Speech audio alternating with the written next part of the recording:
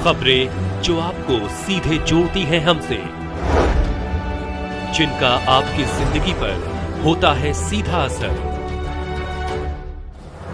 खबरों की वही तस्वीर, बिना बदले बिना डरे, जज्बा सच का लिए, सच दिखाते हैं।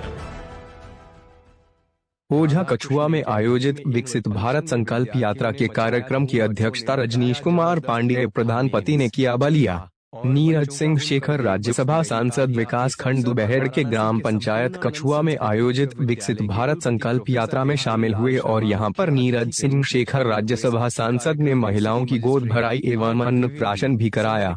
उन्होंने विभिन्न विभागों द्वारा लगाया गया स्टॉल का अवलोकन किया। इस कार्यक्रम में जिलाधिकारी ने स्वच्छ भारत मिशन फेज 2 के तहत बने शौचालय, आयुष्मान कार्ड, प्रधानमंत्री आवास योजना ग्रामीण, प्रधानमंत्री उज्ज्वला योजना, मनरेगा आदि जनवरी कल्याणकारी योजनाओं से लाभान्वित लाभार्थियों को प्रमाण पत्र वितरित किया।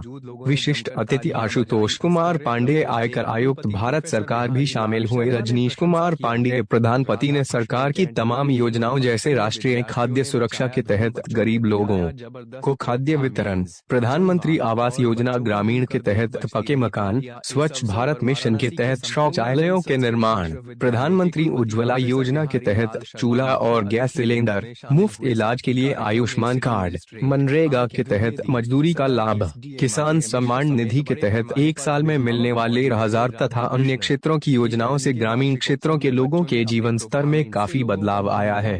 विकसित भारत संकल्प यात्रा का लक्ष्य ही योजनाओं को गांव-गांव तक पहुंचाकर वंचित लाभार्थियों को योजनाओं से लाभान्वित करना है।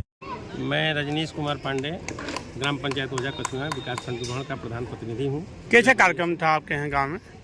ये हमारे यहाँ माननीय प्रधानमंत्री जी द्वारा विकसित भारत संकल्प यात्रा चलाया जा रहा है, जो गांव-गांव में संकल्प किया जा रहा है, संचालन इसका हो रहा है। जी, आज कौन लोग आए थे? आप क्या हुआ इसमें? के हमारे मुख्य अतिथि थे माननीय नीरज शेखर जी, राज्यसभा सांसद सदस्य, और दयाशंकर सिंह जी परिवहन राज्य मंत्री के प्रतिनिधि आए थे, हर्षनारायण सिंह जी। उन लोगों के द्वारा इस कार्यक्रम में उज्ज्वला योजना के लाभार्थी को, आयुष्मान कार्ड के लाभार्थी, प्रधानमंत्री आवास योजना के लाभार्थी एवं अन्य जो है जैसे कृषि सम्मान निधि के जो लाभार्थी हैं, उन लोगों को प्रमाण पत्र वितरण किया। जी, इस मौके पर क्या कहेंगे? वो काफ़ी भीड़ भी थी। इससे गांव-गांव जन-जन में एक प्रधानमंत्री जी के जो भी योजनाएं संचालित हो रही हैं हमारे भारतवर्ष में, उनका जो संकल्प है कि 2047 तक हमको पूरा विकसित भारत बना देना है, राष्ट्र को विश्व गुरु बनाना है। इसी कड़ी में हम लोग सभी लोग इस कार्यक्रम जो कार्यक्रम लगा था, पब्लिक को कितना इसे जानकारी हुई, कितने प्रभावित हुए, कितने इसे क्या वो लाभ हुआ? इस कार्यक्रम से पब्लिक में काफ़ी जागरूकता दिखा, काफ़ी उत्साह दिखा और सारे लोग माननीय प्रधानमंत्री जी का सराहना कर रहे थे कि बहुत अच्छा कार्य करते हैं और बहुत अच्छा कार्य उनके कार्यकाल में हो रहा है। जी, तो उनके कार्यकाल को आप अच्छा मान रहे हैं? जी बिल्कुल, इसमें कहीं से दो राय नहीं है। उनका जो भी कार्यकाल है और जो भी योजनाएं संचालित हो रही हैं इस भारतवर्ष में, बहुत ही सराहनीय है।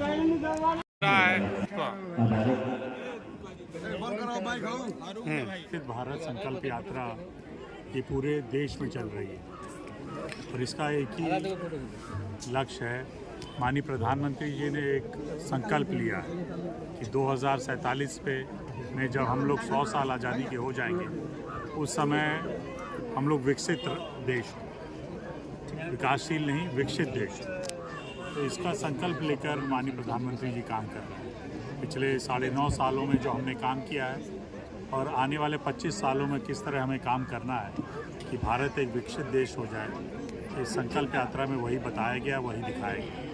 अब देख रहे हैं एक वैन लगातार चल रही है और ये दिखा रही है कि पिछले 9 सालों में क्या योजनाएं पूरे भारत में लागू की गई हैं।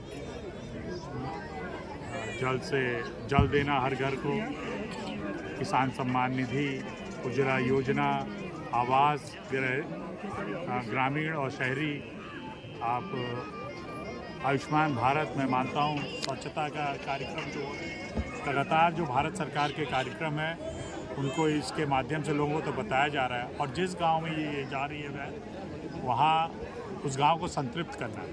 अगर कोई लाभार्थी रह गया है तो उसको रजिस्टर करा के उसको उस योजना से जोड़ना है। तो ये सारा काम, और ये करीब हम लोग का लक्ष्य है कि करीब 2,70,000 गांव तक हम लोग पहुँचे पूरे देश में इस यात्रा के माध्यम से। इस पर विपक्ष भी कहना है तो इसको करने से 2024 में पुनः सरकार बनने वाला नहीं है।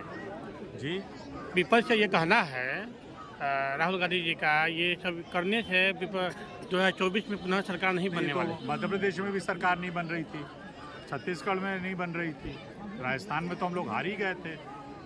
लेकिन तय कोई विपक्ष का नेता नहीं करेगा, तय इस देश की जनता करेगी, इस देश के लोग करेंगे।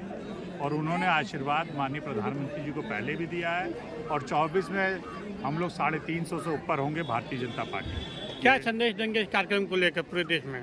संदेश नहीं, इससे तो संदेश जाहिर है। ये संदेश है कि हमने 9.5 सालों में क्या काम किया है और लोगों ने इसी वजह से आशीर्वाद दिया है। मध्य प्रदेश में जहां हम लोग को बिल्कुल कहा गया था हार जाए, छत्तीसगढ़ में तो कोई कह ही नहीं रहा था कि हम लोग जीतेंगे। तो ये भारी जीत है, ये लोगों की जीत है, लोगों ने आशीर्वाद दिया है। और मैं यही आग्रह करना चाहूँगा, लोगों से विनती करना चाहूँगा, इस कार्यक्रम के माध्यम से मैं कर भी रहा हूँ कि आशीर्वाद माननीय प्रधानमंत्री जी को दें, जिन्होंने सपना देखा इस देश को विकसित करने का, विकास के रास्ते पर ले जाने का, हमारे बच्चों को अच्छी शिक्षा मिले, सड़क, बिजली, पानी मिले, घर मिले। तो ये इस काम के लिए माननीय प्रधानमंत्री से बढ़िया व्यक्ति कोई हो नहीं सकता है। तो एक एक बुजुर्ग का आशीर्वाद मिले, नौजवानों का सहयोग मिले। मुझे पूरा भरोसा है कि भारत 2047 के पहले ही विकसित देश हो जाए।